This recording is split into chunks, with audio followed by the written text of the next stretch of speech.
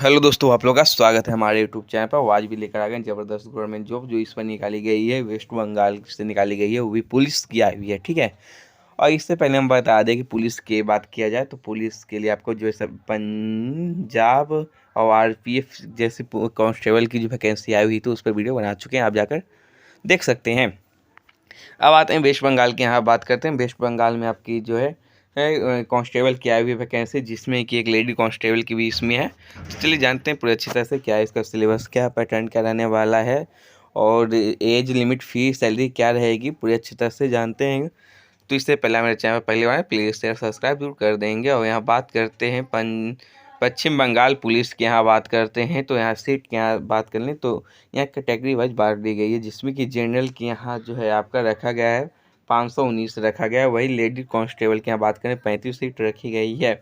ठीक है। और यहाँ बात स्पोर्ट कोटा की भी कर लेते हैं। स्पोर्ट कोटा की भी इसमें सीट रखी गई है 69 है। ठीक। स्पोर्ट कोटे के लिए बता देंगे कौन कौन सा खेल के आपके पास सर्टिफिकेट होना चाहिए जो अप्लाई कर सकते हैं। ईडब्ल्यूएस में भी सीट 242 सीट इसमें रखी हुई है। ठीक है। एसटी में, एससी में, ओबीसी और स्पोर्ट कोटा में भी सब में रखी हुई है। टोटल यहाँ बात कर लें तो टोटल यहाँ आप देख सकते हैं कि 3464 कांस्टेबल के लिए, लेडी कांस्टेबल के लिए 270 सीट जो है इसमें रखी गई है। बात कर लेते हैं कि आपका एज क्या होना चाहिए। एज आपका जो है 18 साल है तो आप अप्लाई कर सकते हैं, लेकिन और 30 साल तक ही होना चाहिए आपका, या 18 से लेकर 30 साल के बीच में तो आप अप्लाई कर देना। और 12th पास हैं तो 12th पास वाले इससे अप्लाई करेंगे, और उससे जो ग्रेजुएशन किए हुए हैं वो भी अप्लाई ये कर सकते हैं। तो यहाँ स्पोर्ट कोटा की यहाँ बात कर रहे थे तो स्पोर्ट कोटा में आपके पास एथलेटिक्स का होना चाहिए, cricket, football, track, field hockey, badminton, basketball, volleyball, gymnastic, kabaddi, kho kho, boxing, मतलब टोटल यहाँ जो है आपका 19 खेल आपका दिया हुआ है। 19 खेल में आपका किसी भी एक का है तो आप स्पोर्ट कोटा से हैं तो आप इससे अप्लाई कर सकते हैं। फ़ी की यहाँ बात कर ले तो फ़ी जो है आपका टोटल मिला कर यहाँ एप्लीकेशन फ़ी, प्रोसेसिंग फ़ी मिला कर 100, टोटल अमाउंट यहाँ 170 रखा गया है। और भी जिसको ऑल कैटेगरी के एससी एसटी वेस्ट बंगाल के लिए इसमें रखा गया है। वही बात करते हैं वेस्ट बंगाल के एससी में जो आते हैं उनको 20 रुपये ही सिर्फ देना है, और वेस्ट बंगाल के जो एसटी में आते हैं उनको भी 20 रुपये देना है। और यदि आप जनरल ओबीसी से आते हैं तो आपको जो है 170 रुपये आपको ये देना है। ठीक है।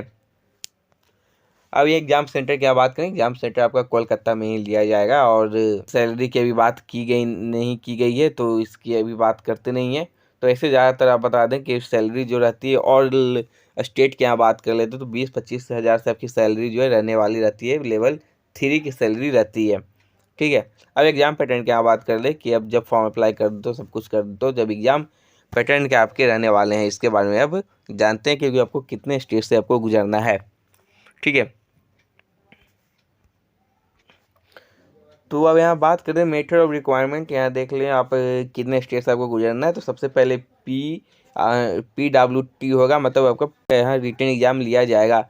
और वही फिर उसके बाद PMT होने वाला है, फिर PAT आपका लिया जाएगा, फिर फाइनल रिटन एग्जाम फिर से आपका होने वाला है। फिर उसके बाद आपका एक इंटरव्यू लिया जाएगा। ये आपकी कैटेगरी रहेगी, मतलब टोटल 1 2 3 4 5 स्टेज से आपको जो है इसका एग्ज़ाम लिया जाएगा। तो फर्स्ट एग्ज़ाम क्या है इसके बारे में आप जानते हैं। तो जैसा कि आप देख सकते हो प्री की यहाँ बात करें तो प्री में आपका जो है लिया जाएगा 100 मार्क्स के आपके क्वेश्चन होने वाले हैं, और ये MCQ होने वाला है। और ये बात कर लेते हैं कि क्वालिफाई नेचर का है, आप क्वालिफाई कर सकते हो क्योंकि फाइनल रिटन एग्जाम फिर आपका होने वाला है, उसका भी सिलेबस आपको बताएंगे।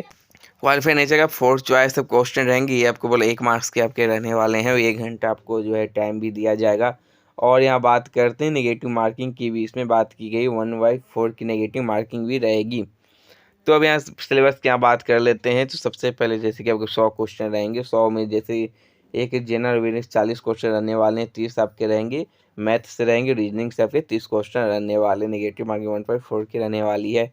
जब इसको क्वालिफाई कर जाते हो तो क्वालिफाई करने के बाद आपका जो है यहाँ PMT लिया जाएगा। तो PMT में आपका हाइट ये सब चेस्ट देखा जाएगा। तो यहाँ हाइट चेस्ट के यहाँ बारे में बता देते हैं आपको कितनी होनी चाहिए।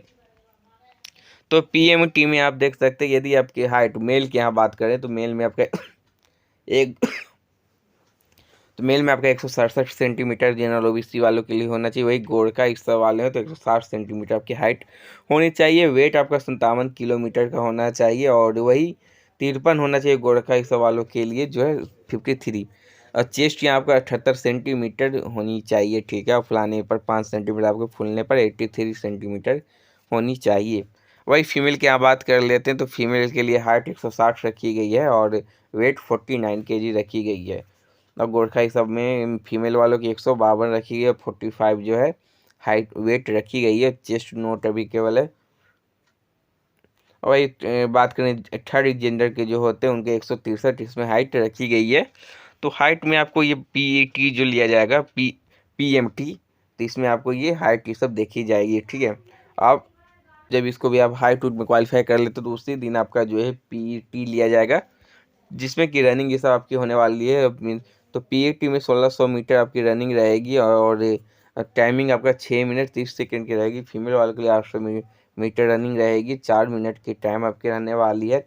और थर्ड जेंडर जो होते हैं उनको 800 मीटर रनिंग करना है, 3 मिनट 30 सेकेंड का आपको इनको टाइम दिया जाएगा। और बात यहाँ कर लेते हैं कि जो एक्स सर्विस में रहने वाले 35 साल के ऊपर, तो उनका जो है PET मेल में 800 ही मीटर दौड़ना है, 3 मिनट 30 सेकेंड आपको टाइम दिया जाएगा। फीमेल और थर्ड जेंडर के जो है 800 मीटर रनिंग रहेगी, वो भी 4 मिनट 30 सेकेंड आपकी इसमें टाइम दी जाएगी, ठीक है। अब यहाँ नेक्स्ट पे अब आते हैं कि अब जब इसको भी आप रनिंग कर ले तो क्वालिफाई कर लो, तो फिर आपका फाइनल फिर से आपका रिटन एग्ज़ाम होने वाला है।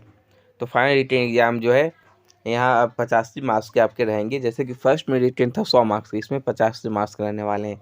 और PET क्वालिफाई नेचर के आपके रहने वाले हैं, ये आप जान जाएंगे जब इसको क्वालिफाई सब करें। तो 85 मार्क्स का सिलेबस क्या आपका है, इसमें होगा जनरल अवेयरनेस 25 रहेंगे, इंग्लिश 10 रहेंगे, मैथ आपके 25 रहेंगे, और रीजनिंग मार्किंग जो है आपकी 1/4 की इसमें भी रखी गई है। अब बात करते हैं फाइनल जो है इसी में आपका निकला, इसी के 85 मार्क्स पे ही आपको कट ऑफ निकाली जाएगी।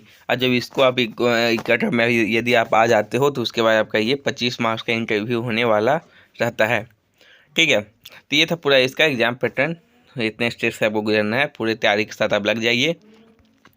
और यदि कोई आपके पास कोई डाउट है तो कमेंट जरूर कर लीजिएगा, क्योंकि पूरा आपका एग्ज़ाम इसके बाद आपको वेरिफिकेशन हो जाता है तो आपको जॉब आ जाती है। फिर तो ज्वाइनिंग लेटर आपके पास आएगी, जॉब अब लग जाएगा। कोलकाता ही में ही आपको डिस्ट्रिक्ट में लगने वाला है, पश्चिम बंगाल डिस्ट्रिक्ट में। तो आज के लिए इतना ही, प्लीज़ शेयर सब्सक्राइब कर दें।